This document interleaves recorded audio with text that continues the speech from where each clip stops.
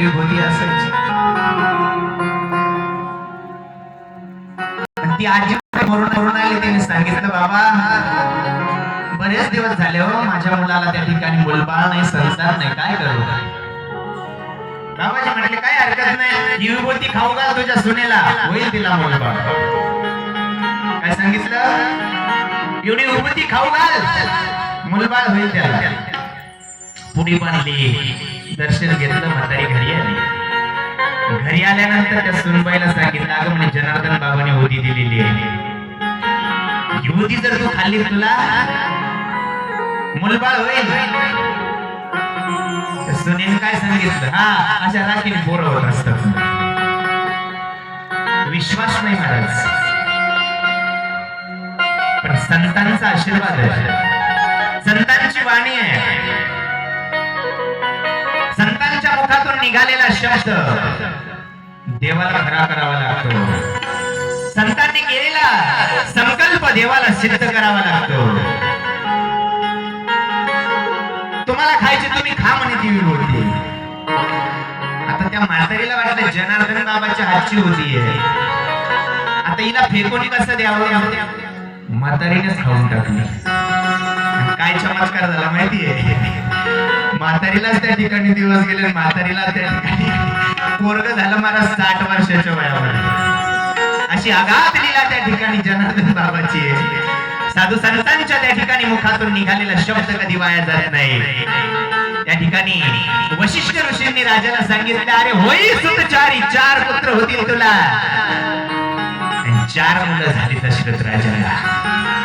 आनंदाला पारावर नाही. भर दुपारी त्या ठिकाणी राजाने सांगितलं, जा वाजे वाजवा, नगारे वाजवा. वाद्य वाजवायला सुरुवात झाली भर दुपारी. आणि गावामध्ये चर्चा सुरू झाली अयोध्येमध्ये.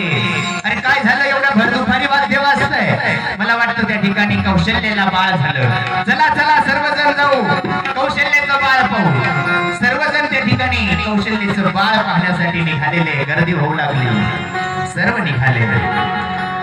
दशरथ पुत्र सुनी जब काना, मानहु ब्रह्मानंद समाना.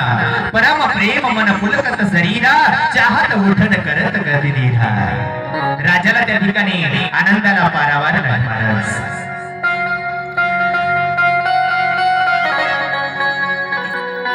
प्रभू रामचंद्रजींचं प्राकट्य झालं. सूर्य 1 महिन्याभर जाग्यावरती थांबलेला आहे. सूर्याला सुद्धा वाटत नाही की आपण आता मावळा आणि पुन्हा नंतर उगाव.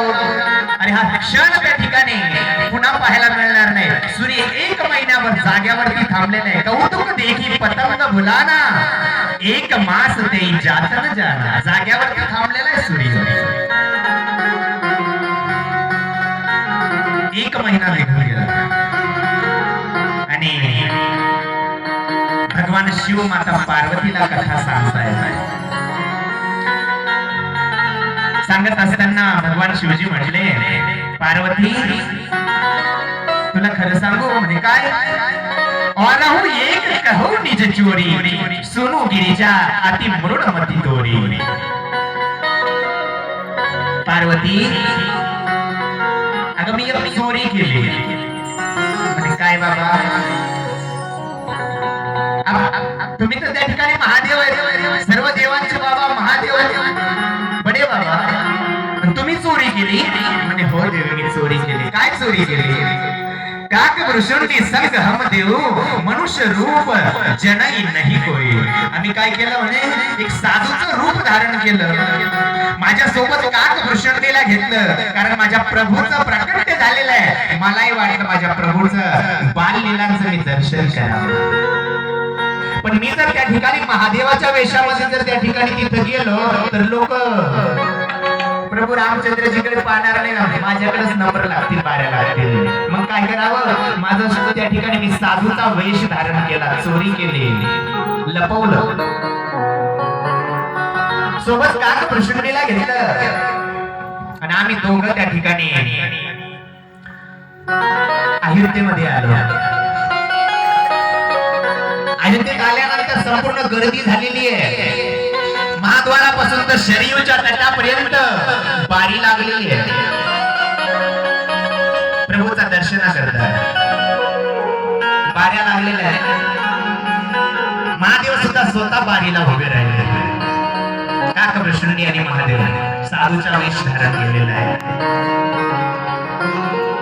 हळूहळू सरकत सरकत आता आपण पंढरपूरला पाहिलेलं आहे कशी बारी असते. तशीच बारी त्या ठिकाणी लागलेली आहे. शरीरच्या तटापासून थेट महाद्वारापर्यंत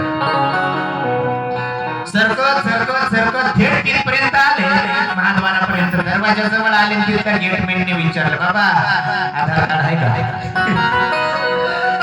आधार कार्ड ज्याचा असेल त्यालाच आम्ही आतमध्ये जाऊ देतो, अन्यथा नाही.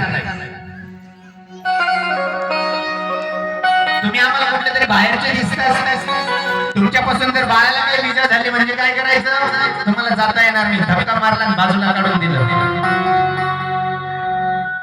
महादेव सांगतात, पार्वती आम्ही दोघं बाजूला झालो. पुन्हा शरीरच्या तटावरती गेलो. आसन लावलं. मी ध्यानाला बसलो. काकभृशुंडीची चुळबुळ चालू आहे. महादेवा काहीतरी करा, दर्शन तर झालं पाहिजे. महादेवाने त्या ठिकाणी डोळे लावले, ध्यान सुरू केलं. इकडे प्रभूला कळालं, प्रभू रामचंद्रजीला, की माझे इष्टदैवत भगवान शिव मला भेटण्यासाठी दर्शनासाठी आलेले आणि लोकांनी येऊ दिलं नाही. काय करावं आता? मलाच काहीतरी करावं लागलं. प्रभूने रडायला सुरुवात केली. एवढे रडतात एवढे रडतात, काही केलं शांत राहत नाही. सगळ्यांनी त्या ठिकाणी शांत करण्याचा प्रयत्न करून पाहिला, पण काही केल्या प्रभू शांत होत नाही. मग तेवढ्यामध्ये एक म्हातारी आली काठी टेकत टेकत. तिने विचारलं, कौशल्या खूप रडतं का तुझं बाळ? काय झालं त्याला? बघ ना आई, कालपासून रडतंय ग. शांतच होत नाही. काय झालं काही कळतही नाही. सगळ्यांनी शांत करून पाहिलं पण शांत होत नाही, थांबत नाही रडणं. त्या म्हातारीने सांगितलं, मला तर असं वाटतं कौशल्या तुझ्या बाळाला कोणाची तरी दृष्ट झाली म्हणूनच रडत असेल. मग काय करावं लागल? काय नाही, त्याची दृष्ट काढावं लागल.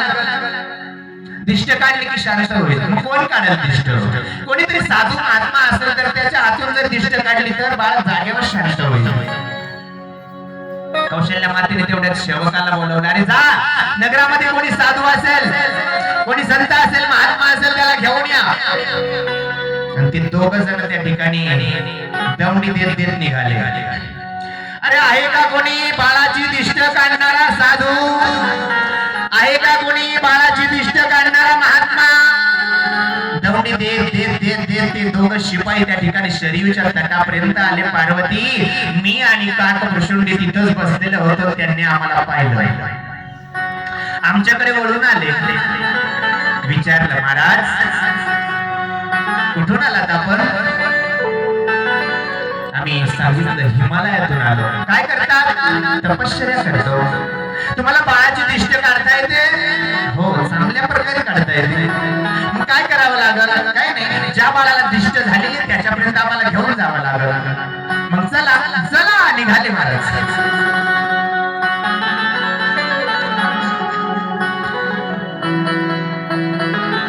पार्वती ज्या त्या ठिकाणी गेटमनने काल आम्हाला धक्का मारून बाजूला काढून दिलं होतं, तोच आता आवाज देतोय, सरका बाजूला, दिष्ट काढणारे बाबा आहेत, वा बाजूला, रस्ता द्या, सरका बाजूला.